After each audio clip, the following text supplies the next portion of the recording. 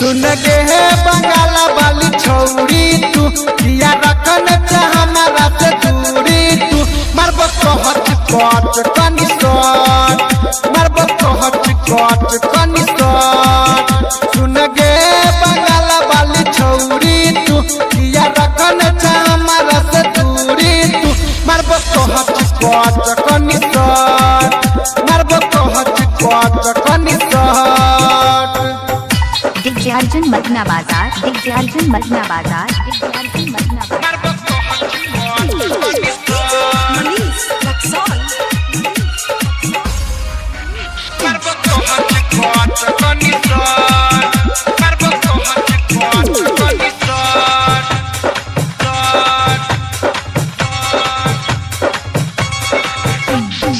बिहारी ही सुने गे छौरी ठोक दे बहु कीला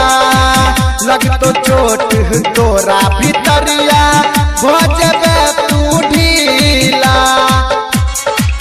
डीजे अर्जुन मदना बाजार डीजे अर्जुन मदना बाजार बिहारी ही सुने गे छौरी ठोक दे बहु कीला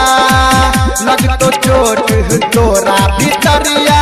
भजबे तू ढीला ये सब जब पतोरा पटक बउगे दुनु चबना धोक लटक बउगे मरब कहत कट कनी सट मरब कहत कट कनी सट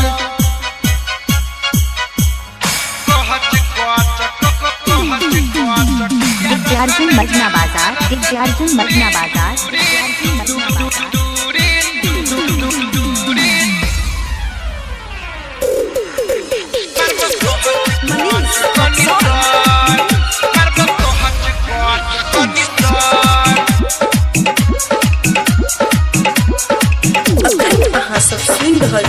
मदनेश्वर स्थान मदना से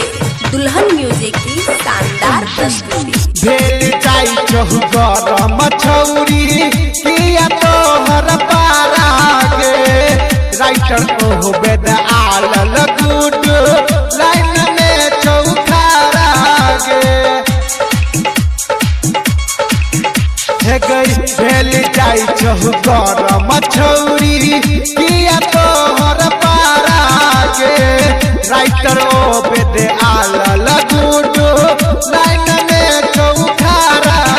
सतिया मछौरा नहीं छोड़तौगे राजा या फरज पाजा में धरतौगे मर्द कहत कट कनी सट मर्द कहत कट कनी सट सुन गे हे बंगाला वाली छौरी तू किया रखन चाह हमारा से दूरी तू मरब कहत कट कनी सट मरब कहत कट कनी सट सुन गे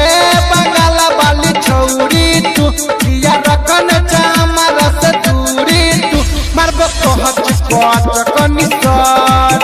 मरब कहत कट कनी सट रिकॉर्डिंग बाय दुल्हन स्टूडियो मदनेश्वर स्थान मदना 900683